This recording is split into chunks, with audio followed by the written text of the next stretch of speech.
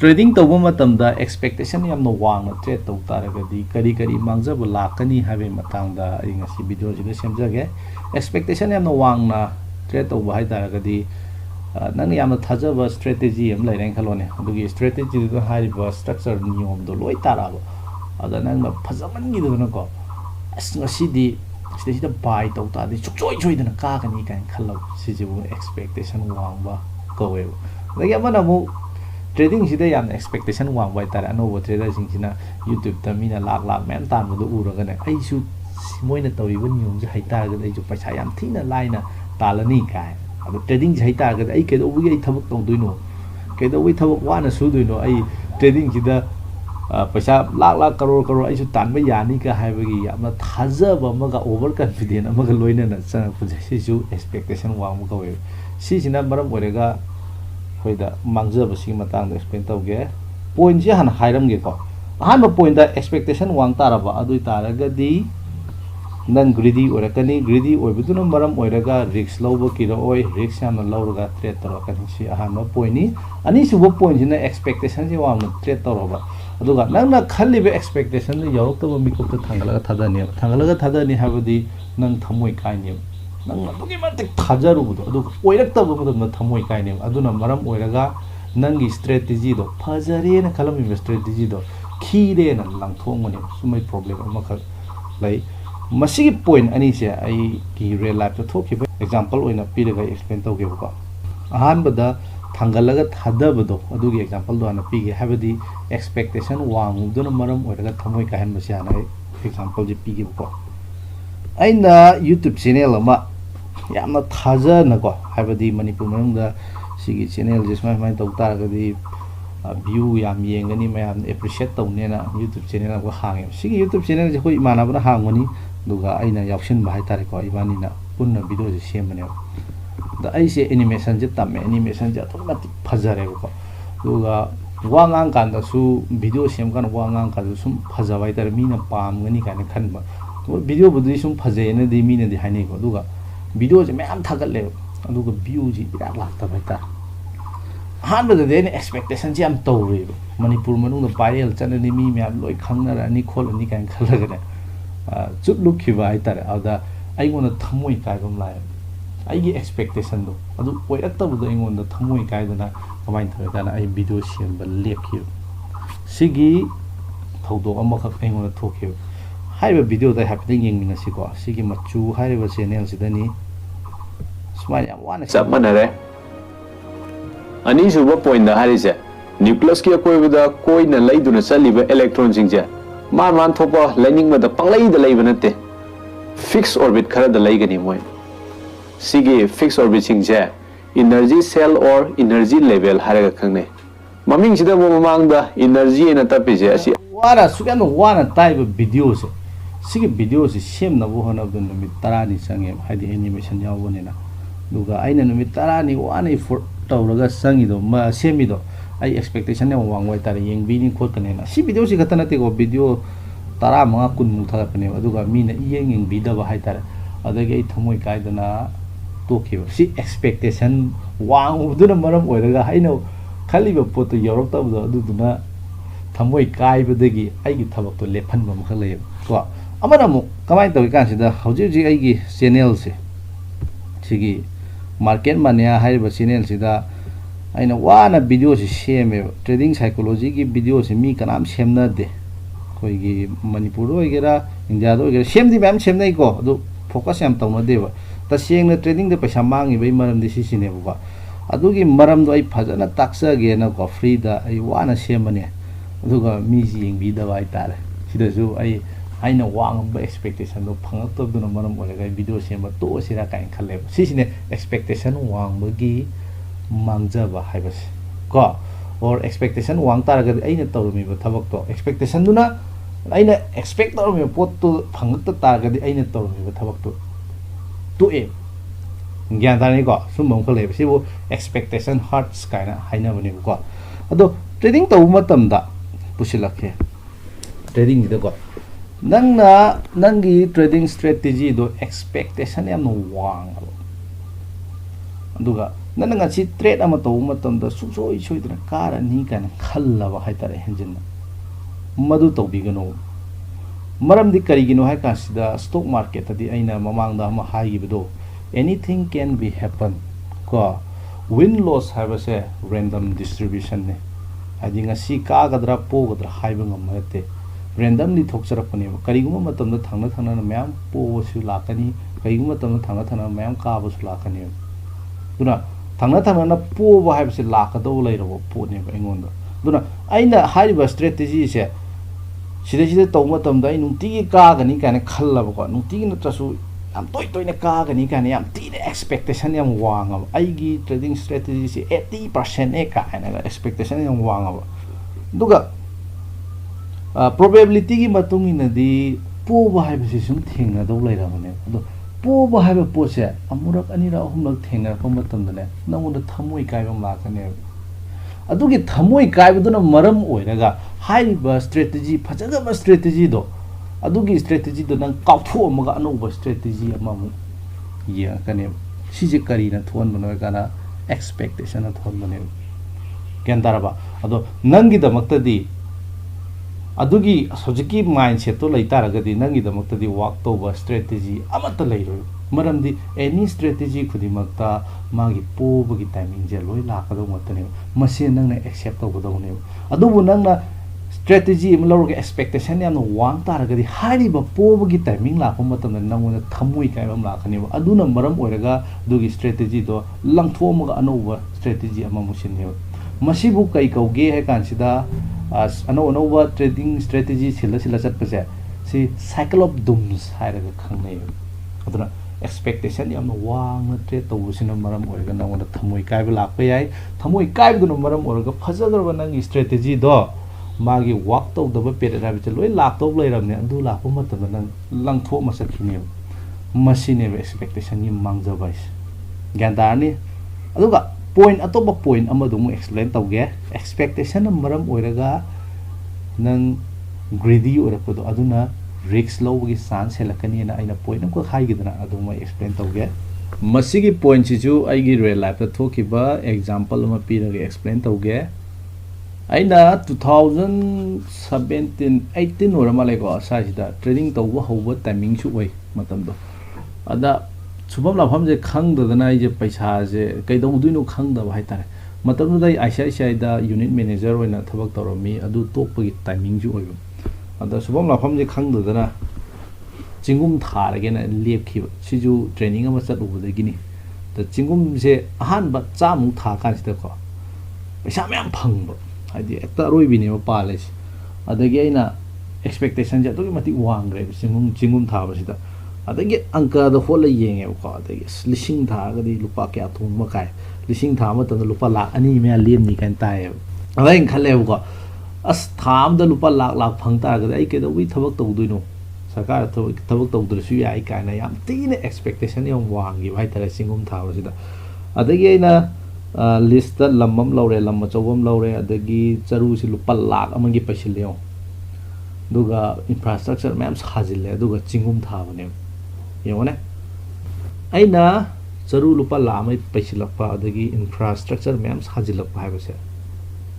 yam telaba matam dido aigi chingum thabagi experience kaisu leiba nate masi kaino kana risk laure ine yam chawba risk ne paisa ma'am thadara ido somna kana tut lawbal cham madu da work tawraga ma'am sida work tawni kaina tawre jesi risk lawba gawe sida ina lowiba risk se kari maram ni gan ai greedy or pene paisa pa magi hadar hen mase greedy or dei se sisinam kai gino gan ai expectation no yang wang udo chama thawda paisa mem phang aingon asa ma sagat khiba lising tharaga di ka lising ama kana te ko ani len target tawre lising ani tha taraga di tham da lupa lakh ani ni lakh pa kana paru bai tare adugi expectation duna maram oiraga ai risk ya no lohole adubo reality tarakpa di ai da pai di charu do chingum thadringe de hona charu do nong na chola loi patki dambur na phadala kupinin kupaga u ma ti ga tasila ba dambur mathak tu de u du lokthok pasung gam tagum tau dambur de segai ba de gi nong phujilaktana charu do loi patki adagi haure thamoi ka ba aduda natego adagi topa de charu laire mu tha ka ni da oi da green mo la ko khot pa problem yam thoro ngon paisa me mangun gi ko si sina kari gi example no hai tara ga di expectation yam no wang masina maram oiraga nang greedy ohele haibadi paisa da ngauhan bai tare greedy oibuduna maram oiraga nangon risk yam lo honde ko paisa mayam phangge hai tara ga di risk khara lo da ba ya de na sam tha matam da suk to nge na khan gi da do lising ani tha ta ka di mayam to ni kain urei do ado lising ani do tha na mo na ba da ai di lising ani do tha na mo na matam da ai risk achom lo rei ne maram di lising ani tha matam da paisa achom phang adu ri da adugi paisa achom do pa mo de gi hai tara greedy o de gi hai tara masi gi thodok se trading to matam da to we ko trading to matam da kamai to gi kan sida khoina trading sida yamna expectation yam wang aba habidi khoina stock market ta trade to gen chang matam da lupa lakh tan ba mayam ai si tong ena mayam thagalamuni ko adu nang na yengu matam da nang chu stock market trading to bo se khara tamaga hai tara ga di nang ju moi mai na tan gani ka na khan bu bai tare ko ade khara tamme en khalan sine strategy amani ka nang tamme en khala se hai ba strategy do na perform to matam da khara chummi en khala se sai da ina back testing ye makha ke utpane masi ullaga de ngona khara nuai ja bai tare to sai je khara toin na ka ba gi timing am la ena lo ro se ba sida mari rak thangna ka ena test to matam da ada mari rak nang thangna natraga ani ra humlo nangi oja du na tai ba strategy do thangna ka pa matam da nangon da expectation yam wang aba haibadi acid choi dre na ka na ko sigi structure se la ta ra ga di choi dna ka ni ka na nangon da yam tina over confident laina nangi trading system do the expectation yam wang utaraba adui tara ga di nang khidaro kani gana risk low bagi chance hela kani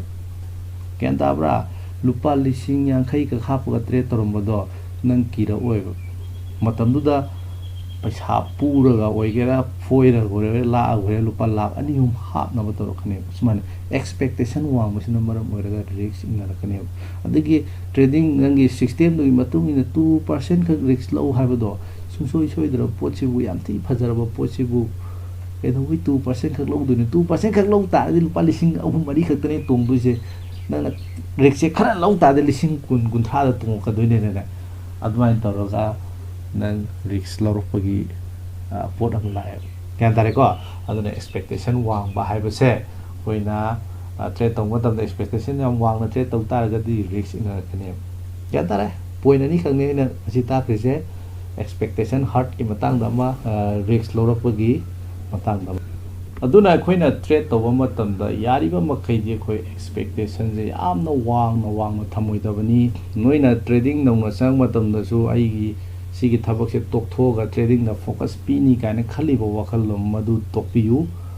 maram di kai ginoi kanda haina ba ma lai stock market adi 95% mukti paisa se mangne ne mi sing je 5% mukta ni hai mai pak ta lai si ko adumam su lai adu nang na yam tin expectation wang na sang ai do nang se 95% bugi manung da san bagi chance yam na wang na le da wari ma ga lige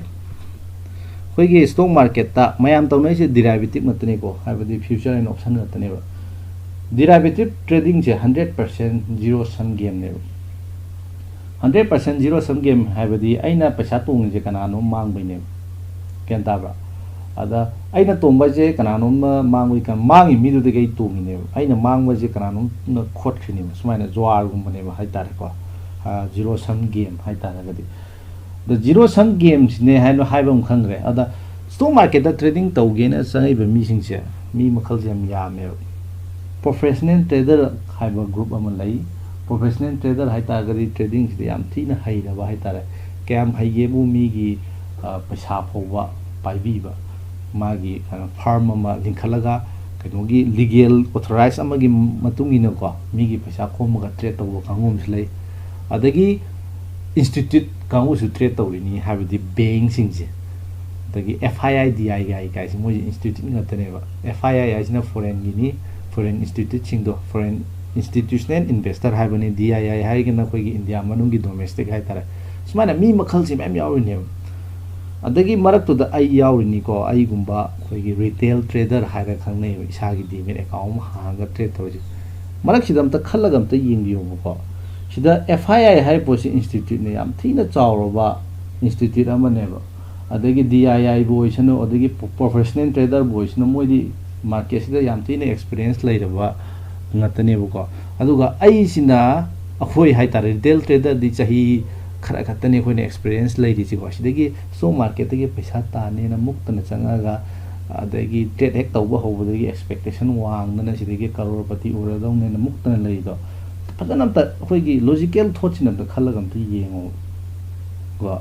kayam thina risk lai ge stock market sida sanariba play se zero sum game ni karano mang ta ga karano tongduni ada aina sanari sing je big player ngatane sati nong sa gu ma tane yo FII DII professional trader yo ne bank ang bu sing jiga ai ga munari ne